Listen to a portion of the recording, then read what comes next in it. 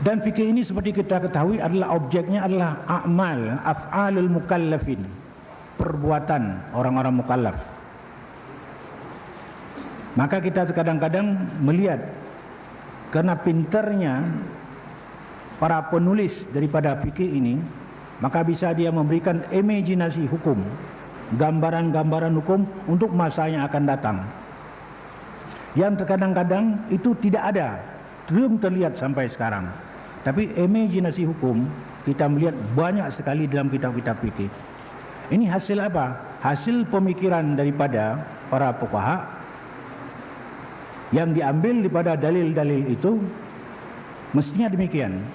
Tapi terkadang-kadang kita lihat juga, ini yang kita sampai kepada kita hanya furu'-furu'iyah yang demikian banyaknya, sehingga kita kadang-kadang tidak tahu lagi kemana harus kembali daripada dalil itu.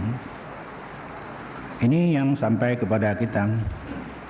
Maka kadang-kadang yang paling sekarang ini fikih-fikih yang modern yang baru itu diambil,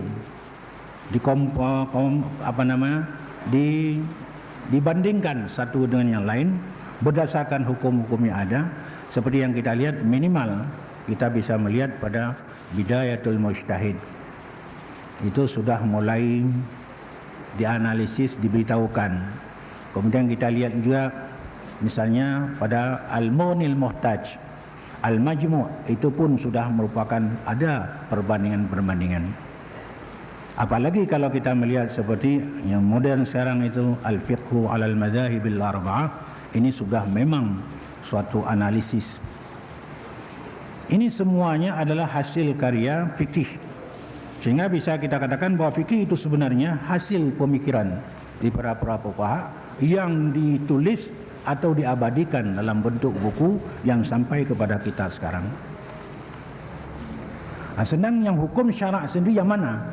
Hukum syarak itulah yang diturunkan oleh Allah, dari Allah lewat Al-Quran, lewat Rasul sunnahnya, kemudian dipaham oleh para fuqaha, oleh siapapun yang ahli dalam bidang itu, lalu terjadilah pemahaman fikih itu. Sebenarnya kata fikih itu, Bapak sekalian, kalau kita melihat adalah pemahaman, memahami sesuatu. Maka sekarang ada timbul fiqhus sunnah, itu ada. Fiqhul Quran, itu timbul lagi. Sekarang ada lagi fiqhus sirah, artinya pemahaman tentang sejarah, fikih sejarah.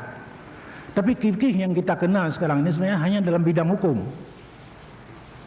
Jadi kalau kita bicara seperti di sini adalah bidang hukum.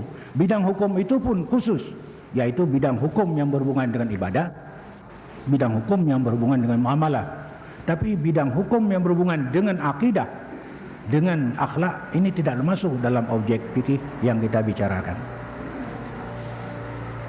Sebenarnya fikih itu juga, kalau umpamanya bidang akidah, apakah boleh orang menangis-nangis, meminta-minta di kuburan umpamanya? Ini juga sebenarnya fikih. Tapi ini tidak dimasukkan di dalam fikih yang kita bicarakan. Itu masuk akidah. Apakah nanti orang yang dikubur itu mau bisa memberi ucapan dan sebagainya? Ini masuk dalam bidang hukum yang berhubungan dengan akidah, tapi tidak dinamakan fikih. Tidak ada pembicaraan fikih begitu. Kalau pembicaraan fikih kita lihat mesti babu taharah sampai ke babu apa-apa sampai ke selesai. Dan akhlak pun tidak ada. Bagaimana kalau kita umpamanya menyakiti orang tetangga kita? Apakah hukumnya itu haram apa tidak? Mestinya kita mengatakan itu haram juga, tapi tidak dibicarakan dalam kitab fikih. Haramnya menyakiti tetangga itu tidak dibicarakan, karena ini termasuk bidang akhlak. Maka yang kita bicarakan ini berarti terbatas bidang ibadah, bidang muamalah. Hanya dua itu. Muamalah itu memang luas, munakahah masuk ke situ, antara manusia dan manusia, manusia dan tuan, macam-macam lah gitu. Itu memang. Oleh sebab itulah kita di dalam hal ini, Bapak sekalian, maka timbullah sekarang ini kadang-kadang saya katakan tadi adanya koreksi kadang-kadang oleh orang yang berhak untuk mengoreksi itu, atau ada sementara kita juga sok pintar ngoreksi juga ada hal-hal yang sudah lampau. Maka oleh sebab itulah maka kita melihat seperti sekarang ini umpamanya kita bicara dalam seminar ini sebenarnya untuk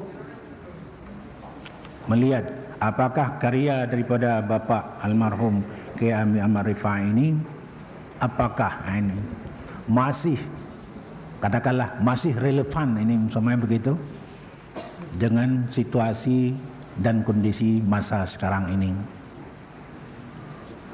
Tentu saya katakan itu mengenai apakah relevan atau tidaknya kita melihat daripada sumber daripada pengambilan daripada beliau itu sendiri, atau kita bandingkan dengan pendapat-pendapat yang pendapat orang lain dalam bidang yang diutarakan oleh yang almarhum itu. Maka oleh sebab itulah maka sekarang kita punya umpamanya semboyan al-akhdhu bil jadidil aslah wa tarku bil jadilis salih. Nah ini jadi kalau memang ada dalil yang lebih kuat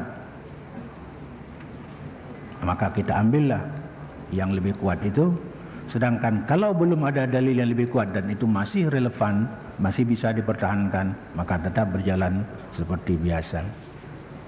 Inilah kira-kira ke arah itulah kira-kira untuk kita melihat daripada karya beliau itu sendiri. Sebenarnya bagi saya kalau untuk menyatakan salah dan tidaknya itu pun agak sulit, sebab ini sudah merupakan satu persepsi daripada bapak-bapak, saudara-saudara sekalian yang mengikuti aliran itu. Katakanlah umpamanya aliran pemahaman daripada Bapak Kiai Haji Ahmad Rifai. Walaupun saya mengatakan ini salah, tapi kalau dikatakan ya salah, tapi ini saya punya keyakinan, saya tidak bisa buat apa-apa itu. Saya katakan umpamanya ini salah, berlanggar kepada aturan-aturan ini. Saya mengatakan dalilnya ini salah umpamanya, tidak benar. Tapi kalau Bapak mengatakan salah, apa-apa ya ben, umpamanya, ya saya tidak bisa apa-apa. Paling-paling itulah, hanya kita bisa berdiskusi dalam soal itu dengan i'tikad yang satu, yaitu mencari kebenaran dalam bidang fikih ini. Sehingga amalan kita bukan hanya karena kita ikutan, tapi betul-betul kita yakini kebenarannya itu. Jadi kita kembali kepada yang benar, itu tidak salah. Daripada at-tamadi fil batil, terus menerus dalam keadaan yang tidak benar. Jadi kita mengharapkan kalau memang itu salah, tidak ada masalah, karena memang kita mau memperbaikinya itu. Itulah hadirin yang berbahagia, dalam membuat hukum-hukum ini memang kita kenal dalam sejarah fikih ialah ada yang dikatakan ijtihad. Sumber hukum saya katakan tadi hanya Quran dan hadis, ini semua fuqaha setuju, siapapun. Karena Nabi mengatakan demikian. Alaikum bis taraktu fikum amrain ma in tamassaktum bima lan tadillu abada, kitaballah wa sunnata rasulih. Kitab Allah Al-Quran, tapi sunnata rasulih ini juga mukhtalaf kadang-kadang itu. Ada yang satu hadis dikatakan ini dhaif, ini mengatakan sahih. Ini sulit sekali. Sehingga maaf sekarang itu ada aliran karena sulitnya mengetahui hadis sahih dan dhaifnya, lebih baik tidak usah pakai aja hadis itu. Maka tumbuhlah aliran ingkarus sunnah, karena mangkelnya itu loh. Jadi bukan karena tidak tahu, tapi mangkelnya itu. Karena mangkelnya tidak tahu mana yang benar, mana yang salah. Sini mengatakan sahih, sana mengatakan itu. Akhirnya ya udah, tidak usah pakai aja. Tapi kalau ditanya kamu salah bagaimana? Ya bingung dia. Padahal itu harus pakai apa? Hadis. Ini. Jadi dalam hal ijtihad ini, ada yang mengatakan rayu dan sebagainya itu pada Bapak sekalian. Sebenarnya itu adalah cara untuk mendapatkan hasil sesudah tidak terdapat dalil-dalil yang ada di dalam Al-Quran. Cara itu bisa bersama-sama, ya dulu umpamanya, kalau memang bisa terjadi bersama-sama seperti ijma'. Ijma' kita juga pertanyakan dulu, seperti Ahmad mengatakan itu, Imam Ahmad, kalau ada mengatakan ijma' sudah terjadi, saya tidak percaya itu. Sebab definisi ijma' yang dimaksudkan oleh para fuqaha itu ialah bertemu setujunya seluruh mujtahid. Nah, bayangkan, seluruh mujtahid pada suatu masa dan tidak ada seorang pun yang menyatakan itu tidak benar. Nah, sekarang kalau Indonesia saja ini, siapa mujtahid sekarang? Seluruhnya itu tidak ada seorang pun yang menyatakan bahwa itu tidak benar. Paling-paling, ya kata Ahmad itu paling-paling yang bisa kita katakan ijma' itu adalah ijma' sahabat, karena sahabat itu sedikit sekali pasti. Tapi kalau ulama, masa Abbasiyah itu berapa ulama, masa Amawiyah berapa ulama, masa Khulafaur Rasyidin berapa ulama, kapan mereka berkumpul dalam satu tempat, kapan mereka bermuktamar membicarakan satu masalah. Nah, kalau sekarang bisa transport dan sebagainya, tapi akibatnya apa? Ijma' mereka sifatnya seperti sukuti. Jadi kalau ada satu pendapat seperti sekarang ini ditulis dalam satu koran atau satu majalah, tidak ada yang membantah, itu mungkin. Tapi itu pun sulit dapat dipertahankan bahwa itu ijma'. Disitulah letaknya. Nah, kalau umpamanya, tapi apakah tidak ada ijma'? Memang ada pendapat, semuanya bisa ada ijma'. Seperti kita melihat salat saja kita ini, salat yang kita lakukan itu, apakah ini wajib atau tidak umpamanya? Kalau salat kita ambil daripada wa aqimus salata wa atuz zakah. Wa aqimus salata ini amar. Memang amar menunjukkan kepada wajib. Tapi pertanyaannya, apakah semua amar menunjukkan wajib?